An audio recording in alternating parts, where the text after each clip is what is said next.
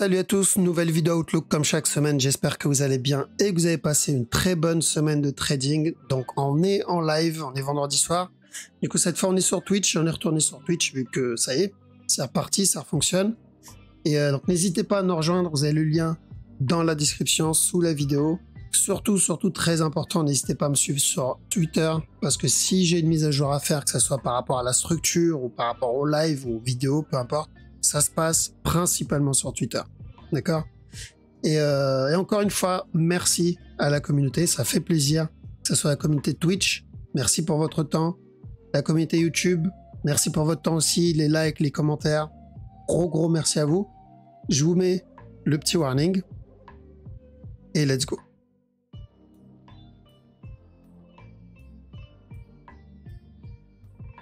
Ok, allons-y. Alors, Bitcoin, on va commencer par la crypto. Donc, je vais pas trop m'attarder sur la direction du gros mouvement, enfin du mouvement 4 heures ici. Pour moi, c'est toujours correctif ce qu'il fait ici. D'accord? Donc ça, c'est pareil que ça et c'est pareil que ça. Ok? Donc, la direction est la même. Pour le moment, c'est la même. Je remets les flèches parce que j'ai quand même eu... Malgré ce que j'ai... Donc j'ai posté, pour ceux qui ne sont pas au courant, un petit short, une petite vidéo courte, où je montre la direction. Donc c'est une vidéo de même pas 1 minute. Je l'ai postée sur TikTok. Donc la vidéo, c'était quoi? C'était un récap, ou plutôt une partie de la vidéo que j'avais postée mercredi. Donc c'était correction, et ensuite drop, pour revenir casser ce bas-là. Donc je veux dire, c'est plutôt clair. D'accord? Ce que je l'ai dit, et en même temps, il y a des flèches. Mais malgré ça, il y a des personnes qui n'avaient pas compris la direction que j'annonce. D'accord? La direction que j'annonçais, ils ne comprenaient pas trop si c'était de l'achat ou de la vente. D'accord? Parce qu'ils disaient, ouais, je comprends pas, tu annonces de l'achat et de la vente. Alors, je vais le répéter. Donc, la direction, c'est la même. C'est revenir tester ce bas-là. Je vais mettre qu'une seule flèche. Parce que si j'en mets deux, ça peut perturber peut-être des personnes. Donc, quand j'ai mis cette flèche, c'est pour désigner la correction qu'il est déjà en train de faire. D'accord? Cette flèche, c'est la correction qui est en cours. C'est comme quand ici, par exemple, quand je dis correction et ensuite un drop. Le plus important, c'est ça en fait. C'est la direction qu'on attend après la correction. C'est cette flèche-là. Ok? Donc, très simple. Une fois cette correction est terminée, on cherche toujours le drop pour venir tester ce bas-là. Donc, pour le moment, je suis toujours baissier. Il n'y a pas deux directions là, il n'y a qu'une seule direction. Alors, ça peut changer, alors ça peut invalider ma direction, mais pour le moment, c'est ce que je recherche. Mais c'est du 1 heure. Gardez bien en tête que ça, c'est du 1 heure. En 4 heures et en daily, c'est une autre histoire, parce que c'est une autre structure. Ok? En interne, donc pour plus du 15 minutes, faites attention à ça, ceux qui sont dedans. Vous pouvez avoir un potentiel running ici, d'accord, minimum, et ensuite encore un push. S'il vient péter le bas, le running est invalide, et il y a de bonnes chances qu'il revienne péter celui-là. Mais déjà faites attention au running, et en plus il a l'air de flag ici en interne, donc c'est une bonne zone pour prendre des profits pour ceux qui ont pris ce beau buy ici, là. Et je crois qu'il y en a eu un ici en interne, mais c'est vraiment de la très petite time frame. D'accord? Donc, une seule direction pour le moment, c'est la même. Il me semble, j'ai mis que... Voilà, donc ça d'abord, et après on verra pour le reste. Est-ce qu'il peut venir péter le top? Oui, comme j'ai déjà dit. Il peut revenir péter le top. Donc après avoir peut-être donné le running flat, mais ça ne change pas la direction 1 heure, pardon. D'accord? On sera toujours, pour moi, dans cette correction. Ok? Pour faire un petit récap rapide sur le mot, parce qu'on me pose la question, et je comprends, c'est même une très bonne question. Des fois, on me dit, ok, mais s'il chute, ici, est-ce qu'il peut venir toucher revenir péter ce bas-là? Ou est-ce que ça va être uniquement ce bas-là? Il peut revenir péter le dernier plus bas. Et quand je dis, il revient péter le dernier plus bas, ça veut pas dire il vient juste le péter et ensuite c'est bon, on aura 100 up. C'est possible. Ça veut juste dire, l'objectif là, c'est revenir tester le bas. Est-ce qu'il peut venir plus bas que celui-là? Oui, il peut venir plus bas que ça. D'accord? Parce qu'à partir du moment où il a cassé ce bas, tu es dans une zone d'accord? Où tu ne sais pas à quel moment, à quel prix il va se retourner. Donc il peut se retourner directement dans cette zone à 17K où il peut chuter encore un peu et se retourner un peu plus bas. D'accord? Et ça, on s'en fout. Rappelez-vous quand on était ici. J'avais dit quoi? Quand on était là, on a dit on cherche de la vente jusqu'à ce plus bas. Donc on va venir tester le bas. Mais on ne pouvait pas savoir jusqu'où il va venir tester le bas. Quand on était ici, donc ça devait être du daily. Là-dedans, c'était pareil. Revenir tester ce bas. C'était ça l'objectif. Au-delà de ça, on ne peut pas savoir jusqu'où il va aller. Le but, c'est d'avoir la direction. Est-ce qu'il va continuer à chuter? Dans ce cas-là, si c'est le cas, bah, c'est peut-être pas le bon moment de rentrer. Je vais attendre encore un peu.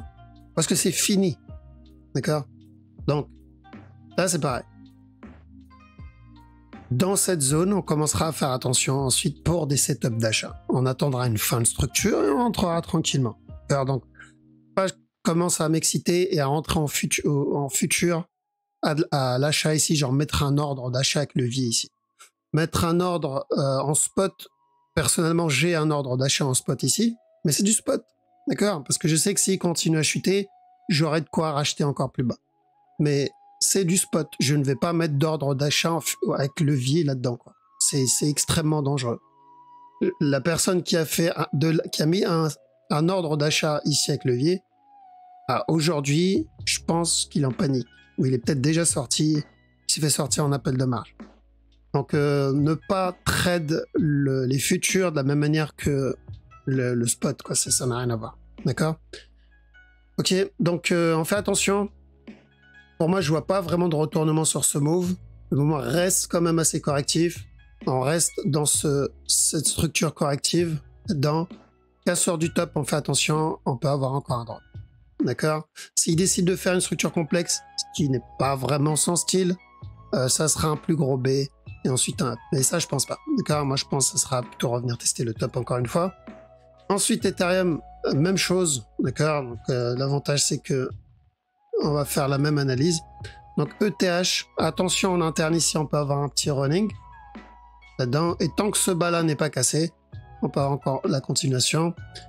Et pour le running flat, expanding flat, pardon, ici. Alors, et on fait attention au top, parce que tout ça, pour moi, ça reste quand même correctif. Il reste encore un petit drop.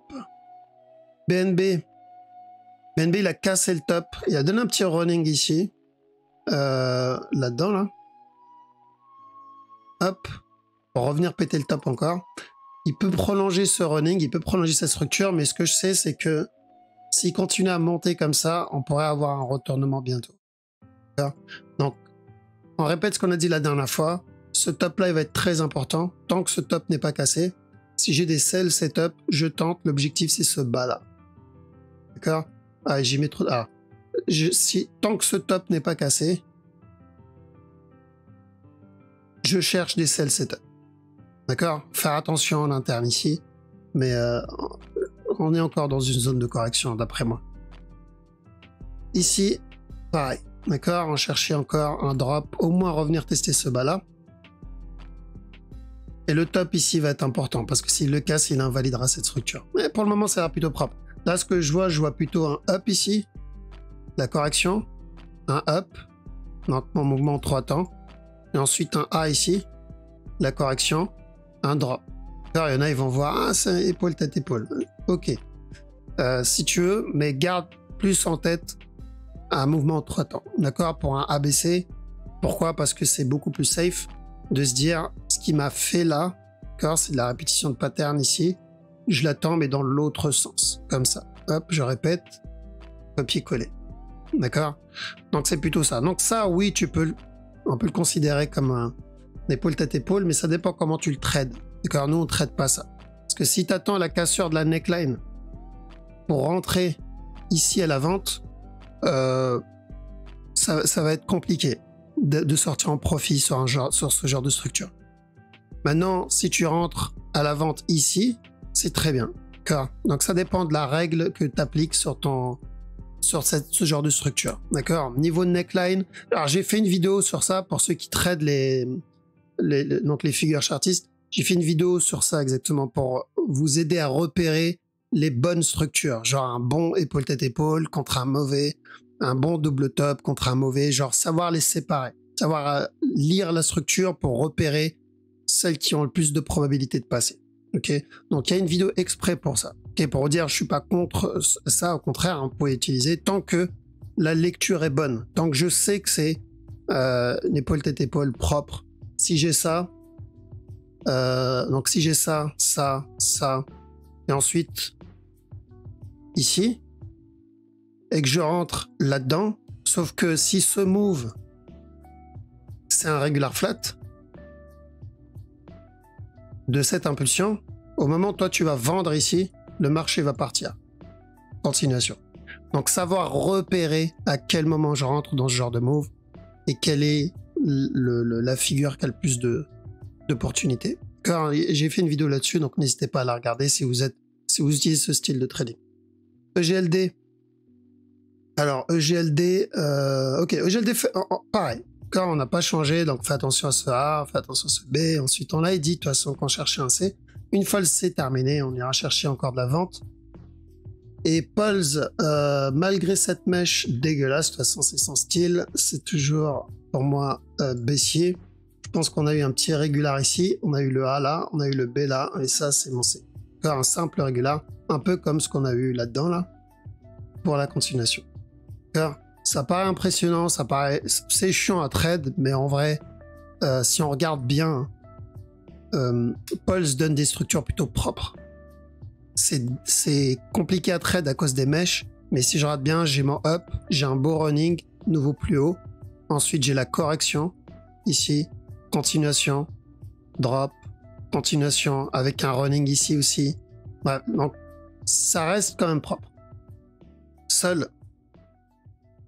Le sol, il n'a pas cassé stop. Alors, j'enlève cette trend, parce que pour le moment, ça sert à rien.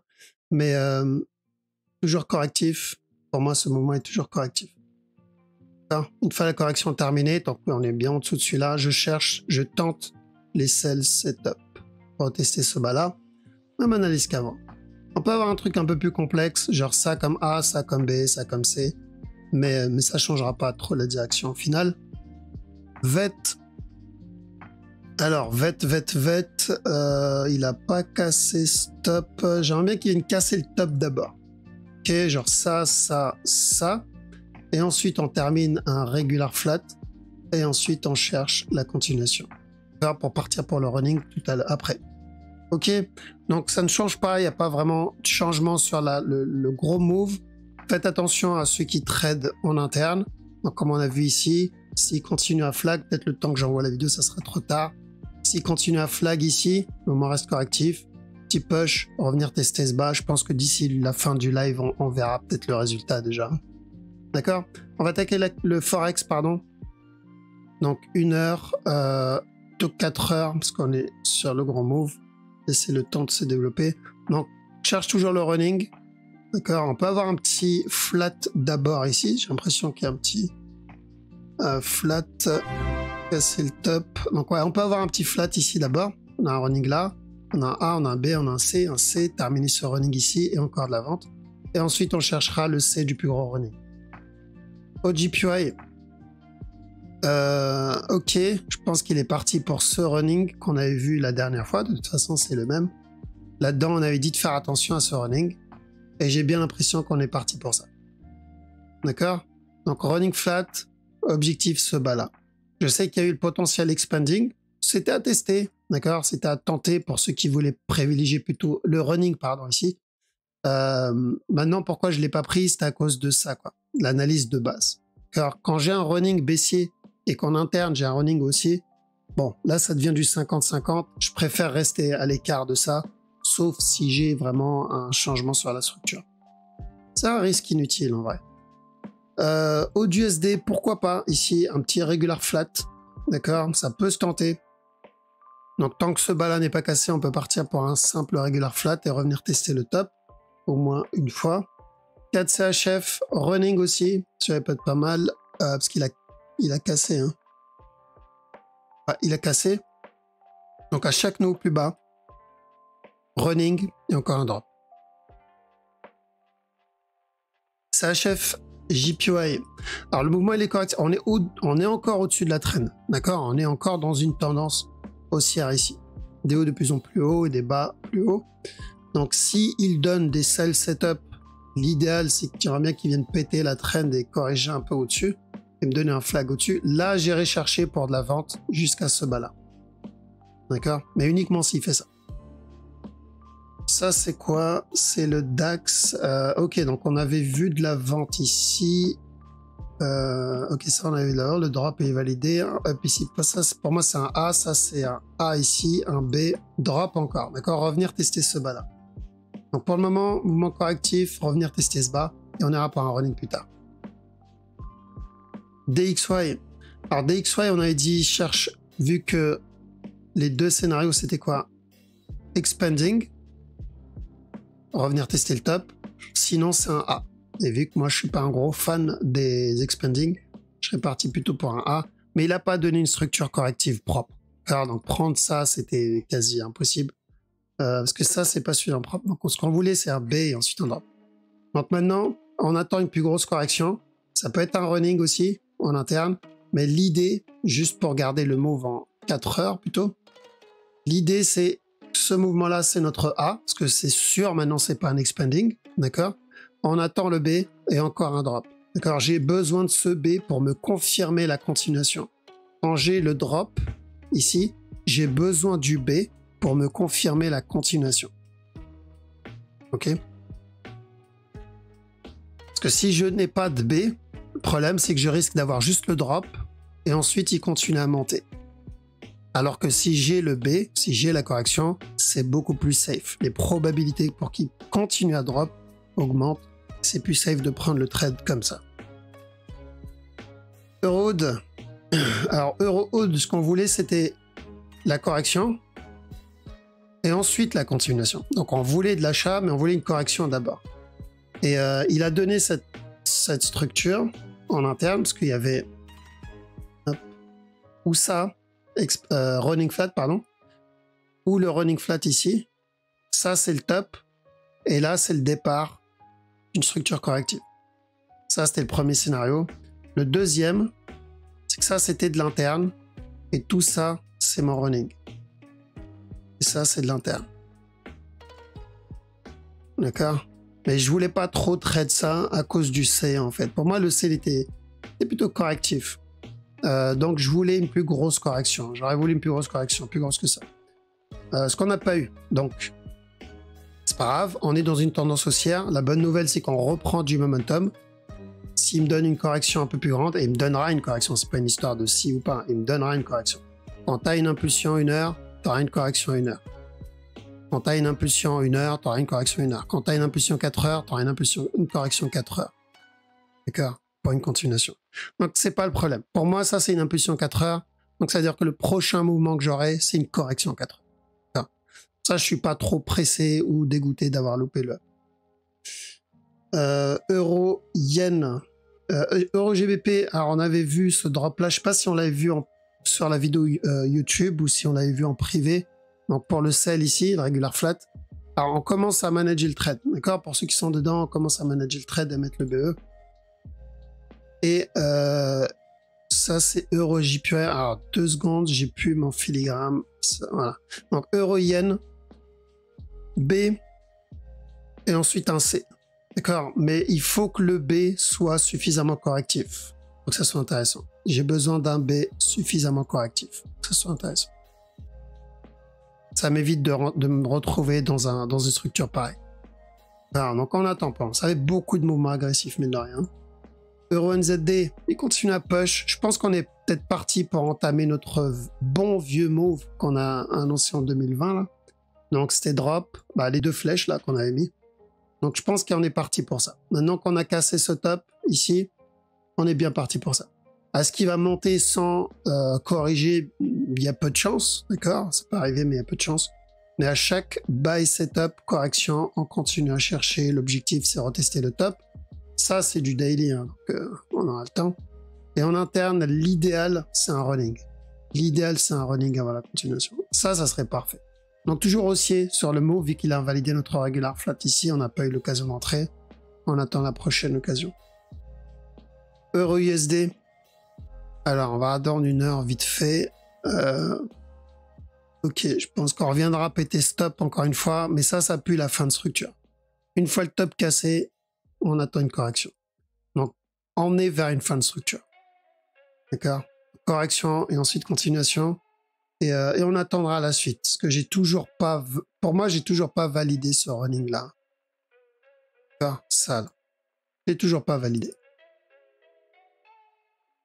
GBP Aude. Donc, la dernière fois, on avait dit de chercher de l'achat. C'était propre. On peut... Franchement, plus propre que ça, c'est vraiment compliqué. Il a donné un running ici. Il a donné une impulsion. Il a donné un flag. Donc, en gros, là, c'était le moment pour rentrer. Continuation. Ceux qui sont dedans, bien joué. On commence à prendre un peu de profit. On met un peu de break. On monte un peu le BE, pardon. Et on attend. Ce move, à un moment ou à un autre, il va corriger. Donc, est-ce que tu as envie de rester dedans pendant qu'il corrige? Est-ce qu'il va corriger juste un petit flag? Dans ce cas-là, c'est pas trop grave. Par contre, s'il vient corriger pour donner un plus gros flat, tu te feras sortir en BE. Donc, sortir un peu de profit ici, c'est la bonne chose à faire, clairement. GBP CAD aussi, c'était nickel. C'était plutôt propre. On a eu le regular flat là-dedans. On a vu, on a dit on cherche de l'achat. Il a même donné un setup ici. Bref, même chose. Tous les GBP étaient plutôt propres. On prend un peu de profit et on monte un peu les BE parce que cette structure, cette impulsion va corriger. Alors, il n'y a pas de débat là-dessus. Cette correction va corriger. Maintenant, la question, c'est qu'est-ce que tu vas faire? Est-ce que tu veux rester dedans? Pareil ici. GBP JPY, il valide le régular qu'on avait vu, chercher de l'achat, hop, petite correction, continuation. Donc même analyse, même management sur ce mouvement-là. Juste GBP NZD, donc lui aussi il a validé, hein. GBP NZD, il n'y a pas de souci, il a validé le running, pardon, il a donné un petit flag, continuation, très beau trade. Par contre GBP NZD, je dis ça parce que lui il peut être pas mal, on peut avoir un up